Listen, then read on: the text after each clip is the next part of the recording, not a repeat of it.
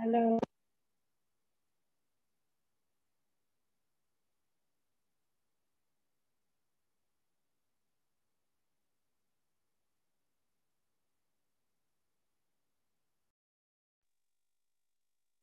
Ma'am, you can start.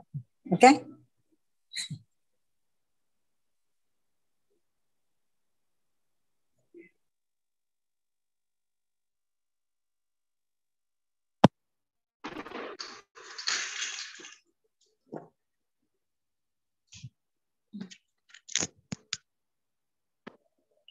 Ma'am, can you hear my voice? Hello? Hello? Yes, ma'am. You can start now. Can you hear my voice? Yes, ma'am. Yes, ma'am. Am I audible? Yes, yes, yes, yes.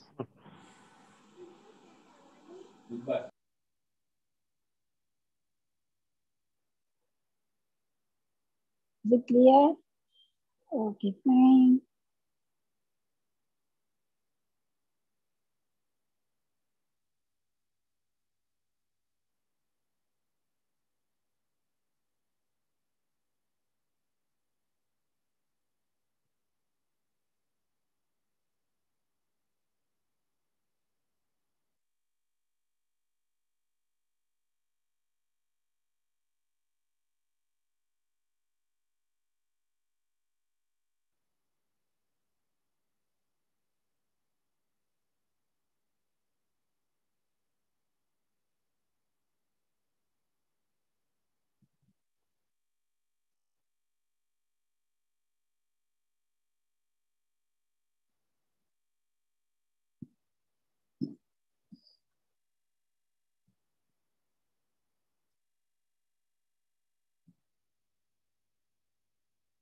Ma'am, నేను start చేసిన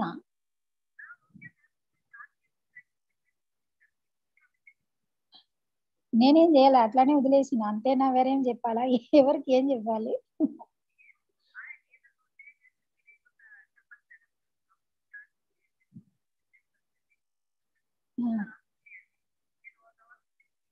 one hour ఎక్కువనే పెట్టండి madam up to 7:30 let it go, no problem.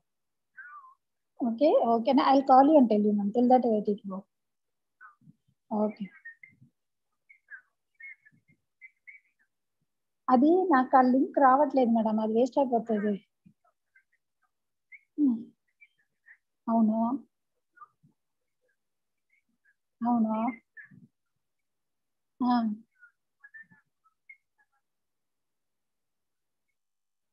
Okay okay అదే okay madam okay ఆటోమేటిక్గా అయిపోతుంది కదా, మేమేం చేయ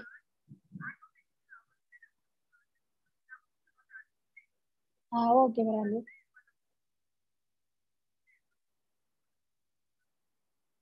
okay fine okay ma'am okay fine okay madam okay okay okay ma'am okay.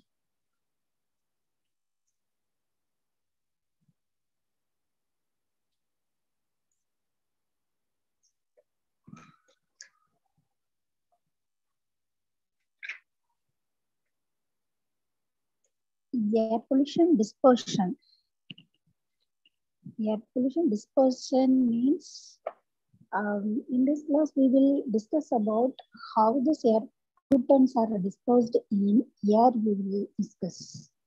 That means the two most important factors which used to determine the climate of an area are temperature. Another one is precipitation. So what is temperature? What is precipitation? You know that precipitation means it is rain. So this temperature and the precipitation pattern that lead to different climates are caused mostly by the air circulate over the Earth's surface. The formation of clouds is largely related to the concept of atmospheric stability, the types of pollution sources like point, line, area sources, and the way wind is subsequently transported and mixed in the atmosphere is important. The atmosphere is a fluid and so many aspects of the course coverage dispersion process. If the concentration of some pollutant is at a fixed point, there are three main processes which will affect the concentration. One is advection, and the second one is diffusion, and the third one is turbulence. So, advection, the transport of the pollution by neat flow in the atmosphere. Diffusion is the spreading of the pollution as a result of the random motion of gas molecules in the air. Turbulence means random, unresolved, and unpredictable motion of the air. We usually separate the motion of a fluid into the mean and the turbulent parts. So next, stability and instability. By the name itself, we can understand what is meant by stability and instability. Stability is a concept that, yes? Hello?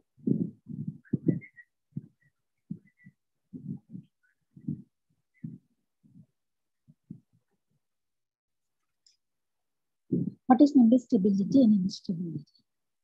Stability is a concept that which describes what happens when a system is disturbed. A stable environment is defined as one in which the atmosphere is stable and can be explained as a stone in the bowl kind of environment. Consider a simple situation of a stone in the bottom of the bowl. If you push the stone up the side of the bowl, what will happen? It will fall back down to the bottom, to its original position. So this is called a stable. So when a ship is tilted sideways by waves, it returns to the upright, and because that is stable. A sheet of cloud at 1,500 meter level is usually stable. It may be disturbed by some updrafts from below or due to the downdraft from the above.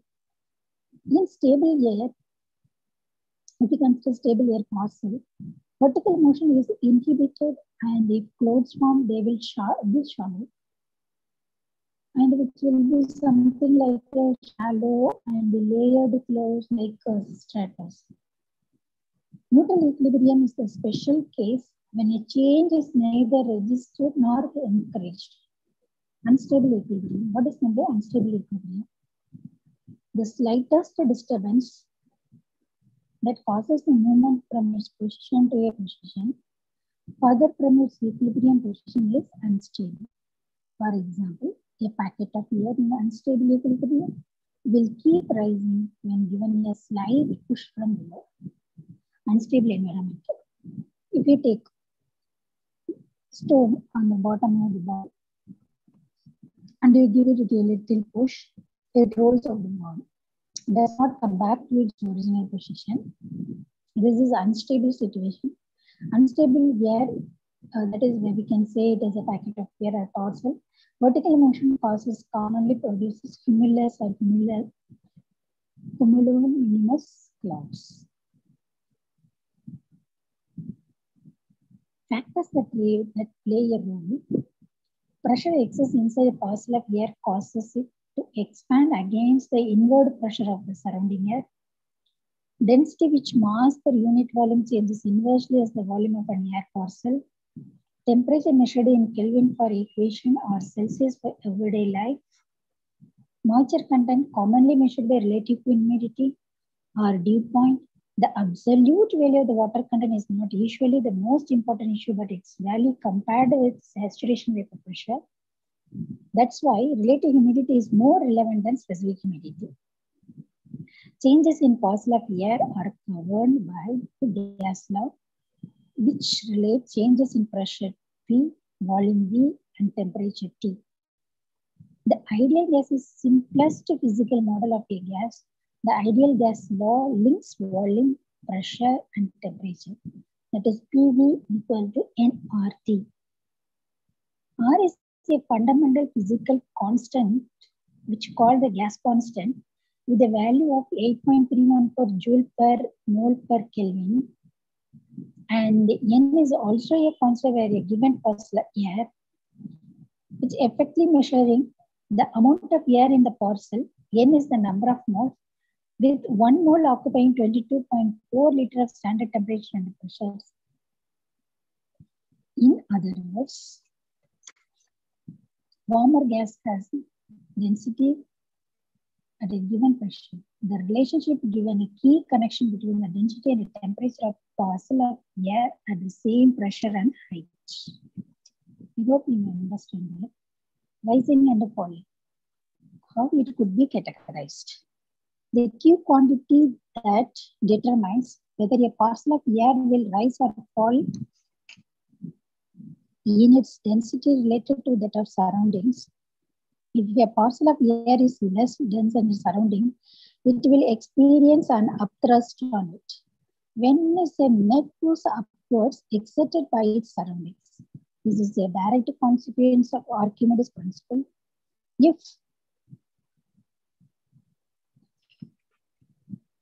something is less dense than the surroundings, it tends to rise. As an air parcel rises, it moves into less dense air, but it also expands because the pressure exerted on it is less. So the parcel too becomes less dense. If the density of the pocket is less than that of the new air, it has risen into, the pocket keeps rising and it's said to be unstable. If the reverse happens, it stops rising and may even sink. To determine whether or not a parcel will rise or sink in the atmosphere, one must compare the parcel temperature Tp with the temperature environment Te at some altitude. Three situations arise. One is the Tp, that is parcel temperature is greater than environmental temperature. So the air parcel rises. The parcel temperature equal to environmental temperature. Parcel does not move up or down. If the parcel temperature is less than the environmental temperature, the parcel sinks. Explain the state of the parcel in different environments. Adiabatic changes. How the adiabatic changes is taking place in the air. How much expansion, which is a change in volume of air, occurs depends on how the expansion takes place. Various conditions are possible, which might be volume change at a constant temperature, volume change at a constant pressure. The usual assumption in meteorology is that the parcel of air are sufficiently big that no significant heat gets it into a parcel as it expands, or no heat leaks out when it is compressed. Such a change is called adiabatic. Adiabatic change are governed by PVA equal to constant, with A is approximately 1.4 for air. Combining the above with the original relationship of PV equal to nRT, we can find out how temperature change with adiabatic expansion. This explains what happened to the temperature of particles as they rise and fall, and that turn is related to density changes and hence their stability. The adiabatic assumption is reasonable in the circumstances because heat flow is very low, whereas the air subject to changes of pressure adjust to the volume more quickly. Adiabatic lapse rate. The temperature changes will result in heat loss from the parcel of air. The parcel of air has to push against its surrounding as it expands, moving them out of the way to allow for the expansion, and hence it loses some of its internal energy in doing this. The result is a cooling. Meteorologists concentrate on the temperature changes as a parcel of air rises or sinks. The change in temperature with the height when adiabatic changes are occurring is called adiabatic lapse rate. It's a bit different for dry and moist air because when moisture condenses as the temperature drops, the latent heat comes out to reduce the temperature drop.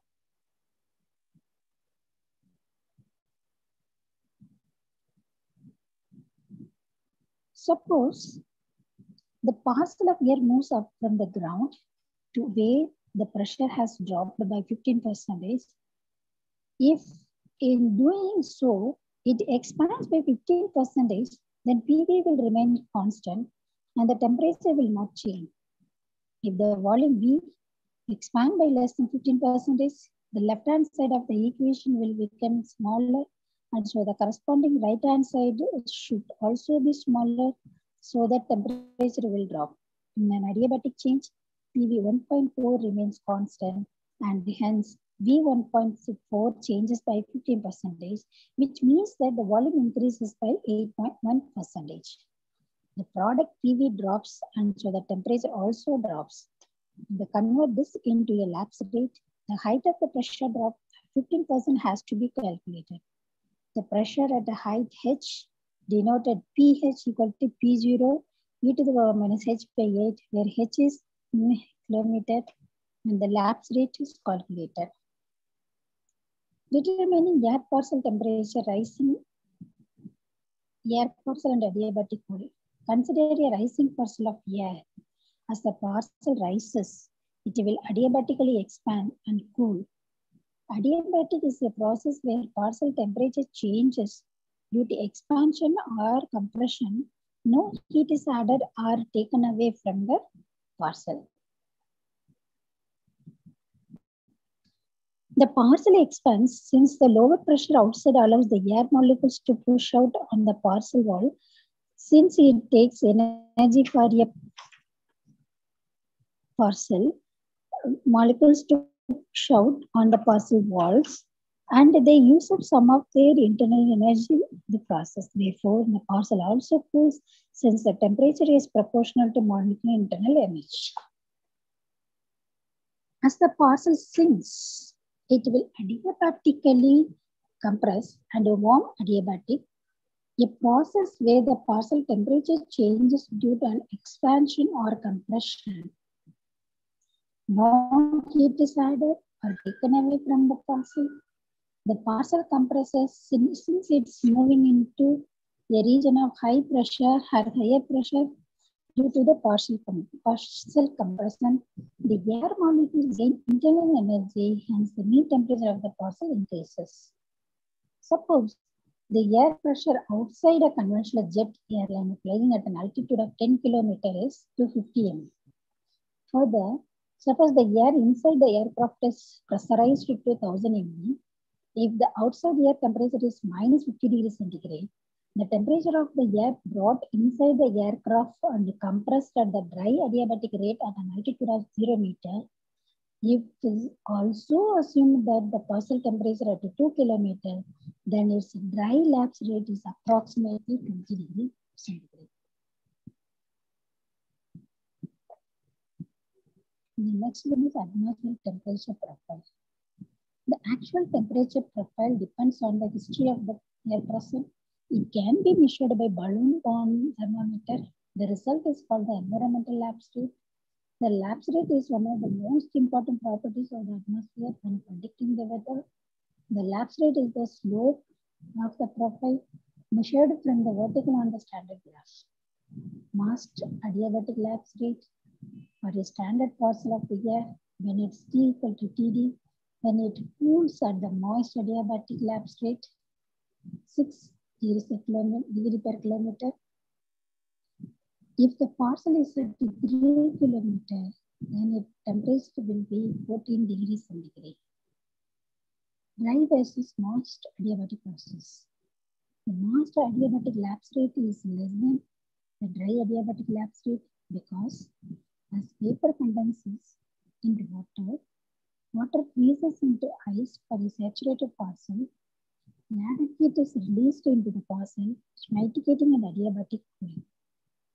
The condition for absolute stability is this TD is greater than Tm than Ta, where TD is the dry adiabatic lapse rate, the Tm is the moist adiabatic lapse rate, and T is the environmental lapse rate. The first one is around 10 degrees centigrade per kilometer, and the moist adiabatic lapse rate 6 degrees centigrade per kilometer. The environmental lapse rate is variable -0 degrees centigrade per kilometer in this case. Conditional stability. What is meant by conditional stability? Anyone has an idea about the conditional stability? Can you explain? Can you tell me what is meant by conditional stability?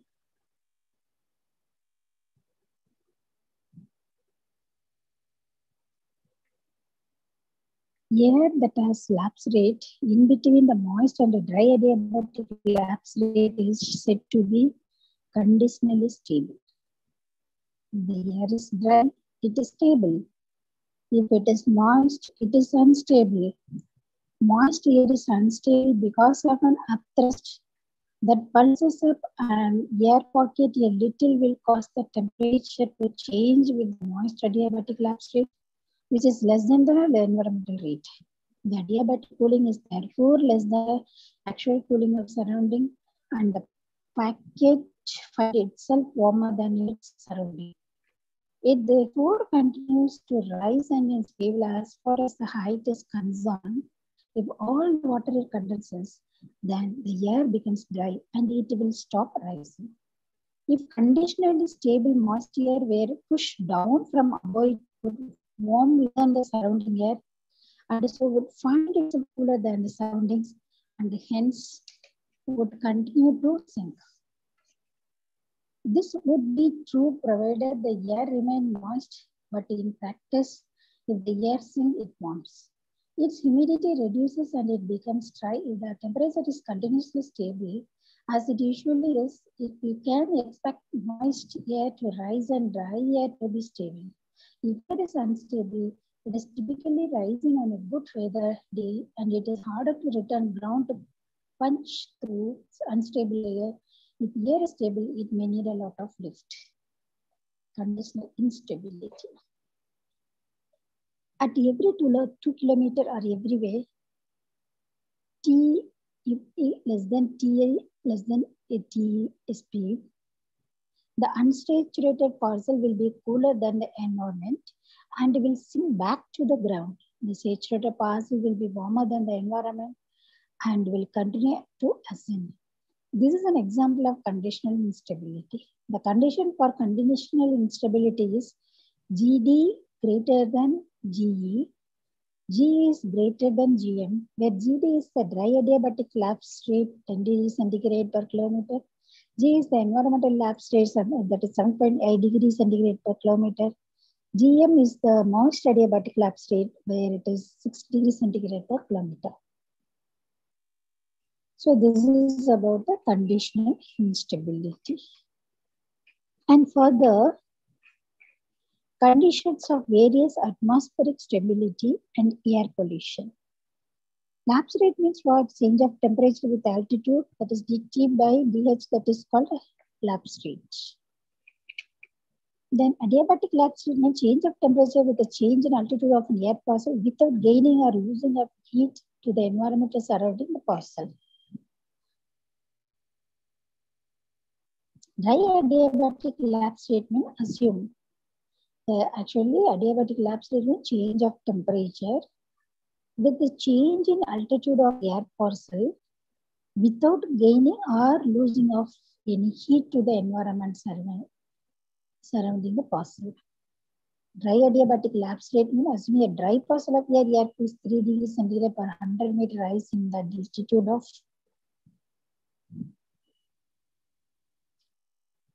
5.4 degree Fahrenheit by 1000 feet. Wet adiabatic lapse rate is a parcel rises, water condenses and gives off heat and warms air around it. Parcel cools more slowly as it rises in altitude 6 degrees centigrade per 100 meter. Ambient or prevailing lapse rate. The actual temperature change with altitude. Not only does water content modify lapse rate, but when sunlight on the Earth's surface, geographical features change actual lapse rate. A comparison of dry or wet adiabatic lapse rate to prevailing lapse rates gives a sense of the stability and the mixing condition of the atmosphere. And super adiabatic means ambient lapse rate is greater than adiabatic, indicates its unstable atmosphere, vertical motion and the mixing process enhanced, where the dispersion of pollution will enhanced. And the subadiabatic, where the ambient lapse rate is than adiabatic, which indicates a stable atmosphere, vertical motion and the mixing suppressed, dispersion suppressed, and the contamination also trapped. Inversion. An extreme case of subadiabatic where temperature actually increases with altitude near the ground before it begins to decrease with altitude. The result in warm, low density air riding on top of cool, high density air, a very stable air column that traps pollution near the ground, like that which occurs during the winter in the Plate Valley of Denver.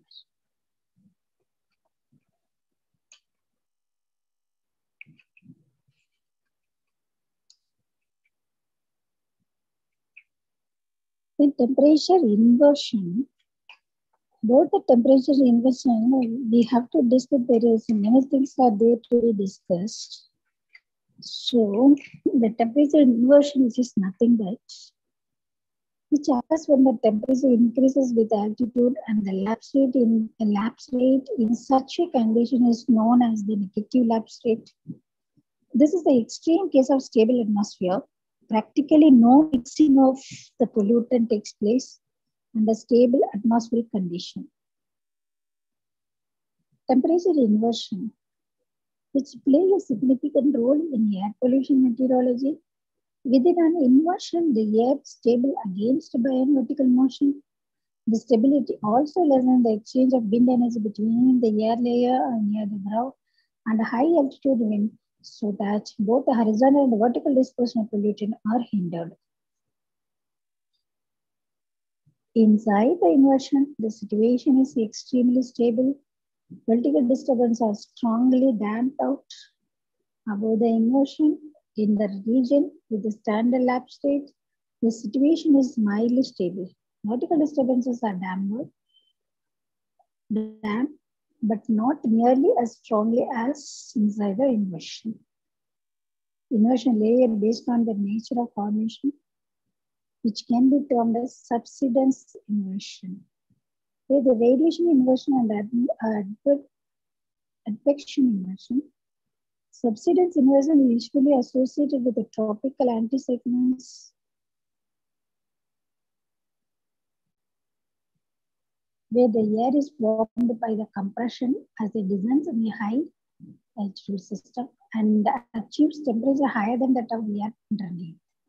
If the temperature is increased insufficient, then inversion will result.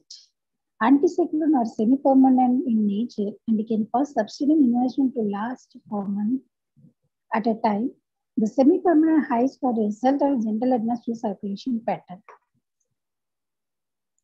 Air in the middle of a high pressure zone and the resulting air on the edges will be rising. The air near the ground moves outward from the center while air moves toward the center from the edges. The result is a massive vertical circulation system. As air in the center of the system falls, it experiences greater pressure and compressed and heated. If its temperature at elevation of 2 meters will be heated adiabatically to T2 equal to T1 plus T into Z1 minus Z2, as is often the case. The compressed heat warms the descending air at a higher temperature than the air below, whose temperature is dictated primarily by condition on the ground. The result is an inversion which is located anywhere from several hundred meters above the surface to several thousand meters. The lasts as long as the high pressure weather system persists. Since subsiding air is getting warmer, it is more and more able to hold water vapor as it does. Without source of new moisture, its relative humidity drops. Thus, there is little chance for clouds to form. The result is that high pressure zones create a clear, dry weather with a lot of sunshine during the day and clear skies at night. Clear skies allow solar warming of the Earth's surface. This helps create super adiabatic condition under the inversion during the daytime, and hence good mixing is taking place.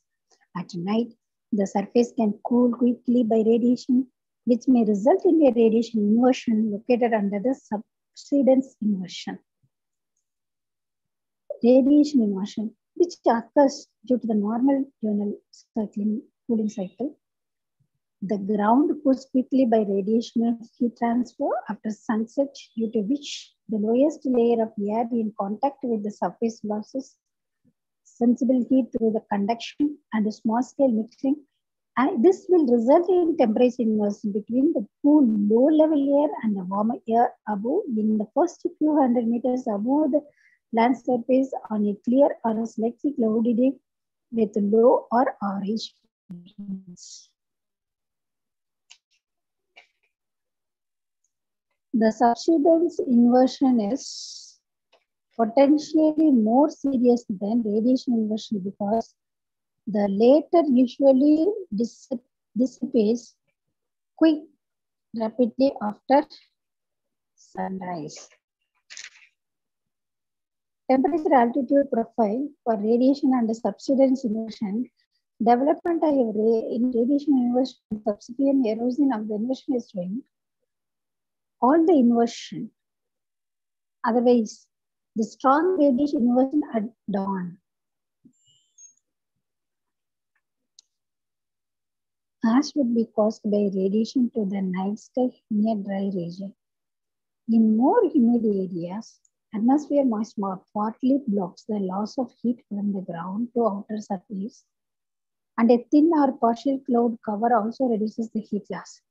The resulting weaker inversion can serve as a quasi-mixing layer within which there may be substantial mixing, but who stops retard further outward mixing.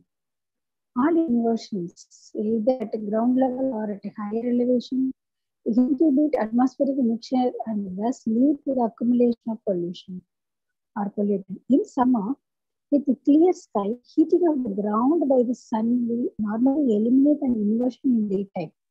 However, local effects like a cool onshore breezes may be powerful enough to maintain inversion. In winter, the sun is often not strong enough to eliminate such inversion, and they may persist until a major storm brings windstorm enough to overcome the local topographic effect and sweep them away. If the inversion is strong enough to form a fog in a valley, it will reflect away sunlight, making the inversion persist longer than it would without the fog. So what we learned from this lesson, temperature and precipitation are the two most important factors which determine the climate of an area. The formation of cloud is mainly around a pollutant.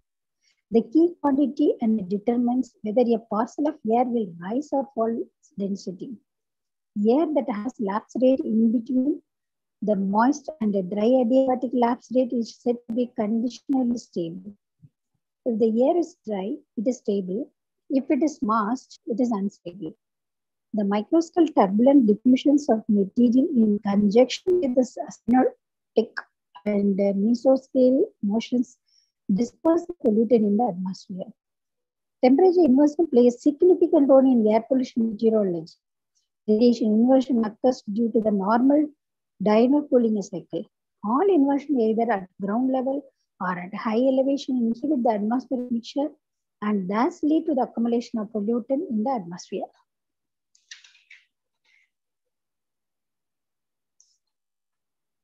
I hope you may understand.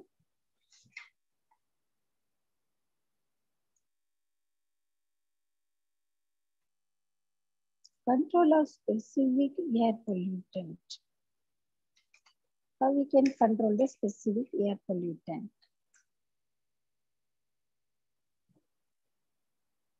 Anybody has any idea? Can you respond to me? How do you control specific air pollutant at the source?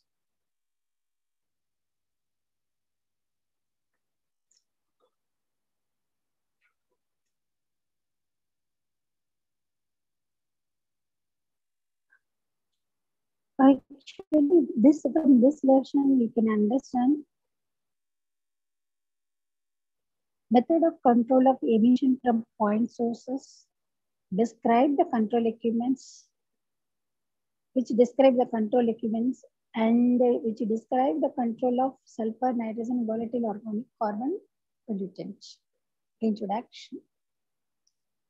The principal gases pollutant of concern in air pollution are oxides of sulfur, sulfur oxides of nitrogen, carbon monoxide, the hydrocarbon, and other organic and inorganic gases, these all will not known to us.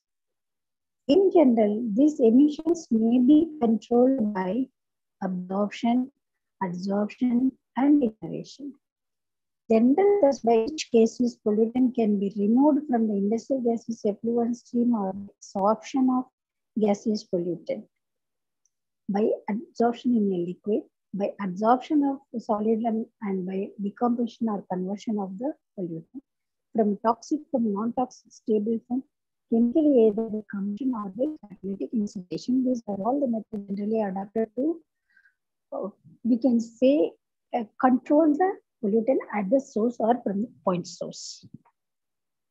Liquid absorption is one of the most versatile techniques used for reducing the pollutant level from various industrial gas effluents. In this process, due to concentration gradient, the pollutant from the gaseous phase is transferred across the gas liquid interface and the concentration decreases in the direction of mass transfer.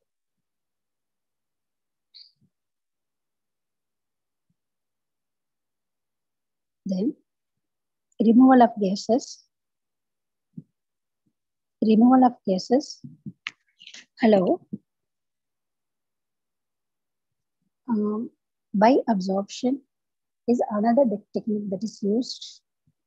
This is a mass transfer process in which the gas is bonded to a solid and a surface phenomena.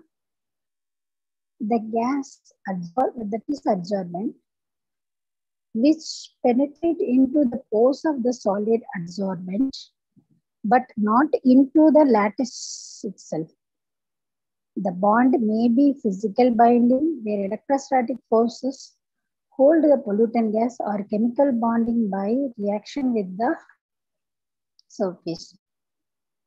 The adsorption process is endothermic, while the desorption process is exothermic, and both are irreversible. What is exothermic and what is endothermic? During the process, if the heat is evolved, that is exothermic. If the heat is absorbed, that is endothermic. The heat in a during exothermic reaction, the temperature is decreased. During the endothermic reaction, the temperature is increased. Gases with a higher molecular weight and lower boiling point are preferably adsorbed, and these displace gases which are less preferentially adsorbed, affecting separation. For example, organic vapor in air can be preferentially adsorbed by activated carbon than air. For destruction of gaseous pollutant by combustion, one has to consider the safety aspect of combustion and improper combustion product. Many times, the industrial gaseous effluents are not directly combustible and require addition of a fuel. However, certain gaseous effluent from petroleum refinery and blast furnaces are flammable directly without the addition of any fuel. Thermal incineration is one of the best ways to destroy them. The incineration is a process which burns organic compound and renders them harmless by giving off carbon dioxide and water. The proper length of residence time must be given so that a complete combustion takes place. The temperature should be high enough so that a total destruction of this toxic waste occurs. Incinerator require residence time ranging from 0.5 to 1 second, with the temperature ranging from 1200 to 1600 degree Fahrenheit. In general, the destruction efficiencies are above 93%. Removal of oxides of sulfur. Fossil fuel burning in power plant and industrial furnaces are the major source of sulfur dioxide production, in addition to the methane sources. Following are the control technologies adapted for reducing SOx emissions. For controlling the emission of SOx, the following in-plant control measures or gaseous effluent treatment methods can be adopted. Dilution of SOx emissions by increased stack height, use of alternate fuel desulfurization, reduction of sulfur in the combustion process, gas desulfurization. Some of the methods are discussed today. We will discuss now. Sulfur dioxide or oxide sulfur reduction technology, wet type desulfurization system, that is fluid desulfurization, that is make use of limestone gypsum process. I will see. Limestone water slurry is mainly used as an absorbent in the absorber installed in the flue gas pipe. In the absorber, flue gas is brought into contact with the absorbent to remove sulfur oxides of sulfur in the gas. The reaction products are collected in the form of gypsum. This is normally used in fossil power station, heavy oil, coal plant, heavy oil plant, etc. The volume of oxygen sulfur emission per unit of electricity is generated by fossil power station in Japan is in 1988 is 0.38 gram per kilowatt, which is far below the average major countries in Europe and America. That and the USA, France, Canada, UK, former West Germany of around 6.7 gram per kilowatt hour of energy or electricity. That means unit energy production. The very important term is Kotak process. What is meant by Kotak process? Kotak process is an oxidation or reduction process. This process basically consisting of passing the flue gas through a fixed catalyst that where sulfur dioxide in the presence of oxygen is converted to sulfur trioxide.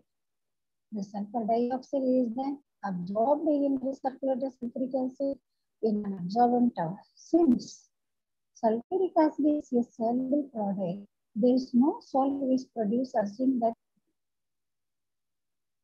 a market can be found. In the Cortex process, fly ash is first removed from the flue gases by high temperature electrostatic precipitator, and the sulfur dioxide is then catalytically oxidized to sulfur trioxide, which is then recovered as sulfuric acid. For achieving good combustion efficiency, they are using vanadium pentoxide with OFA at 400 to 500 degrees centigrade. That is used as a catalyst. In another improved efficiency process, sulfur dioxide and oxygen present in the stack are passed through the surface of an active carbon catalyst where they are absorbed, and the catalyst catalyzes the oxidation of SO2 into SO3. That means sulfur dioxide into sulfur trioxide. The moisture present in the pores of active carbon react with the sulfur dioxide, which forms sulfuric acid, that is H2SO4. Complete combustion of SO2 to SO3 can be achieved by combined effect of absorption and catalysis of active carbon. This is called Cortex process. Alkalized alumina process. In the alkalized alumina process, which is developed by US Bureau of Mine, dust-free flue gas is fed into the reactor in which the porous form of sodium aluminate Na2O, Al2O3 adsorbents absorb sulfur dioxide at temperature 315 degrees centigrade. In this process, sulfur dioxide and oxygen, the flue gas react with the adsorbent. The spent material is then contracted with the reducing gas, such as hydrogen in a generator at about 680 degrees centigrade to produce hydrogen sulfide. The simplified limestone and lime gypsum process is being explained in the diagram. We just have a look at it. The simplified wet type desulfurization system made cost effective by simplifying the conventional limestone lime gypsum process. The open spray tower is adopted for the absorber with a high performance spray nozzle and simple internal structures. Gypsum treatment section is also simplified by using continuous gypsum centrifuge. An absorber tower section is 4 plus H2S plus O2 is give H2SO4. Observe some sections CaCO3 plus H2SO plus H2, which is gives CaSO4 2H2 plus CO2, or COS twice plus H2SO4 CaSO4 2H2O, which is nothing but sulfur dioxide react with water and oxygen, which gives sulfuric acid. That absorb a tower section. Observe some section where calcium carbonate and sulfuric acid and water which reacts and which gives gypsum, that is in the form of calcium sulfate and carbon dioxide, or calcium hydroxide and sulfuric acid, which also gives calcium sulfate, which is nothing but gypsum. Simplified configuration of equipment and using inexpensive calcium carbonate or calcium hydroxide as absorbent, processed by byproducts, mixes of gypsum and ash are normally utilized as retardant for cement manufacturing. Wet limestones gypsum flue gas generation system, which is wet limestone gypsum flue gas desulfurization system removes sulfur dioxide which contain in the flue gas in contact with the limestone slurry droplets as an absorbent when the flue gas containing sulfur dioxide passes through the absorber. Limestone slurry absorbs SO2, then it is oxidized by air at the lowest and lower part of absorber to produce calcium sulfate, which is extracted from the absorber as gypsum slurry and finally rewatered and reused in the form of gypsum powder. CaCO3 plus SO2 plus 2H2O plus O2, which gives CaSO4 2H2O plus CO2, which is nothing but calcium carbonate plus sulfur dioxide plus water molecule plus oxygen, which gives gypsum and carbon dioxide. Regardless of sulfur dioxide concentration, sulfur dioxide removal efficiency of more than 90% can be achieved by this process. Byproduct gypsum can be reused as material cement or wallboard. Limestone, which is supplied stably, is used as an absorbent. Single absorber tower, which has integrated function of scrubbing, pre-scrubbing, absorption and oxidation is under. Moreover, it also removes particulate in the flue gas with high removal efficiency. Another important thing is removal of oxides of nitrogen. This is also a very important process when we are treating with the flue gas removal at the source or point source. It is relatively easy to remove sulfur dioxide from combustion gases.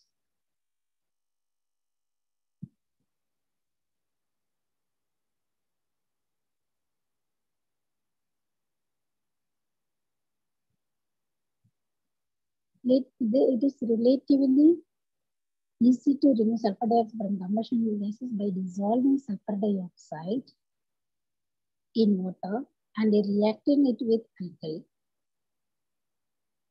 About that, we will discuss in detail now.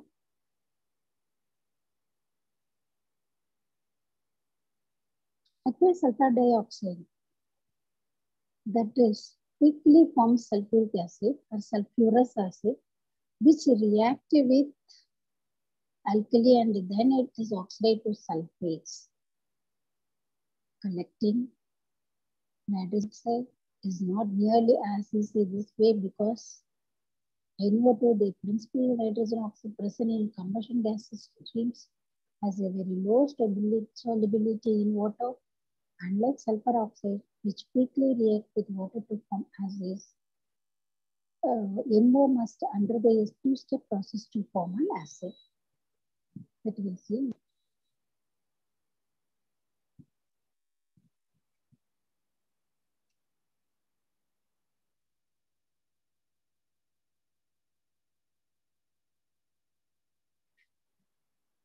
First one is, there are two possible approaches for collecting or controlling NOx in combustion gases.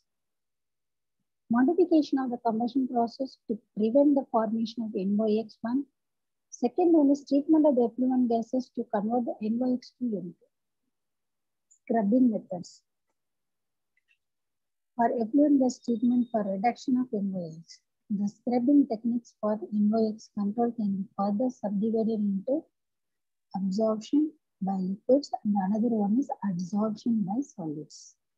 First we will see absorption by liquids. From power plant with a 2000 to 15,000 ppm level of NOx, and that is oxides of nitrogen, in the effluent gas, the following process can be adapted for NOx control. Further, this method can also remove L-sulfur dioxide. Absorption by lime slurry when gypsum and nitric acid can be recovered as a byproduct. Magnesium hydroxide scrubbing recovering concentrated NO as byproduct. Absorption by sulfuric acid which produces nitric acid and sulfuric acid. Absorption by lime or sodium hydroxide. From nitric acid plant, tail gas emission vary from 0.1 to 0.69 volume percentage with an average of 0.37%. Using sodium and calcium hydroxide solution, a number of scrubbing technologies have been developed for this particular process. Next one is selective catalytic reduction for removal of NOx. Selective catalytic